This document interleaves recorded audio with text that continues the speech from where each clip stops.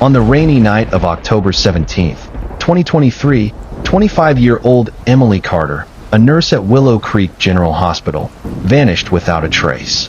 Her car was discovered on Calloway Road, an isolated stretch near the woods. The driver's side door was open, her phone was inside, but there were no signs of a struggle. Emily had finished her shift at 10:12 p.m., and by 10:45, her abandoned vehicle was found. There was no known reason why she would have stopped there. Detective Sam Harding was assigned to the case. Immediately, the eerie nature of the crime scene troubled him. Emily had disappeared too cleanly. Harding's first step was to establish a timeline.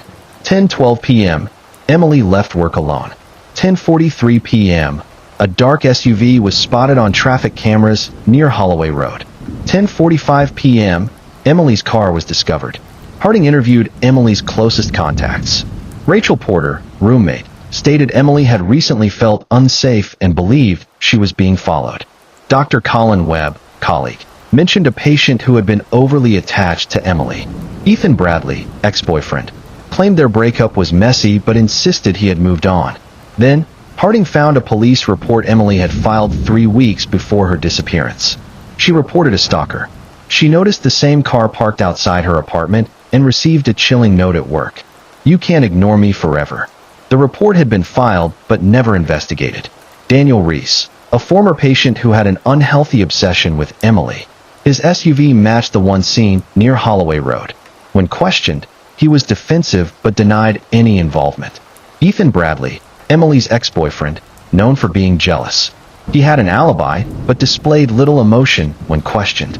Dr. Colin Webb, a respected doctor but with a history of inappropriate relationships with younger nurses. Emily had recently distanced herself from him. At this stage, Harding had suspects but no hard evidence. Then, the case took a shocking turn. A hiker in Willow Creek National Forest found a shallow grave. But the body inside wasn't Emily's. It was Megan Holloway, a college student who vanished in 2008. Megan had disappeared in almost the same way as Emily. She was followed before she went missing. She had filed a police report about a stalker. She was last seen driving alone at night. The prime suspect back then had been Richard Calloway, Megan's boyfriend at the time, but no charges were ever filed. Harding dug into the past and discovered something chilling. Richard's brother, Mark Calloway, still lived in Willow Creek. Mark had no criminal record, but there were whispers about him. Women who claimed he made them uncomfortable, rumors of stalking that never escalated enough for police action. Harding ordered a search of Mark Calloway's property. At first, there was nothing unusual, until investigators found a hidden room in his garage. Inside, newspaper clippings about Emily and Megan's disappearances. A collection of jewelry and locks of hair, later confirmed to belong to both women. A bloody shirt matching the one Emily wore the night she vanished. When confronted, Mark refused to speak. But security footage from a gas station near the National Forest placed him in the area just hours after Emily disappeared. Harding knew they had their killer. A week later, after an extensive search, police found Emily's body buried beneath a fallen tree in the National Forest. She had been strangled. Under pressure, Mark Calloway finally confessed. He had been obsessed with Megan in 2008. When she rejected him, he killed her.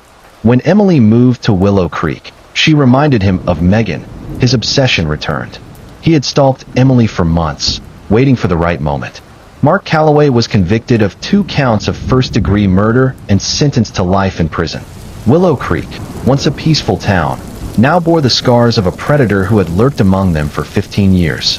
Justice had come, but for Emily and Megan, it was far too late.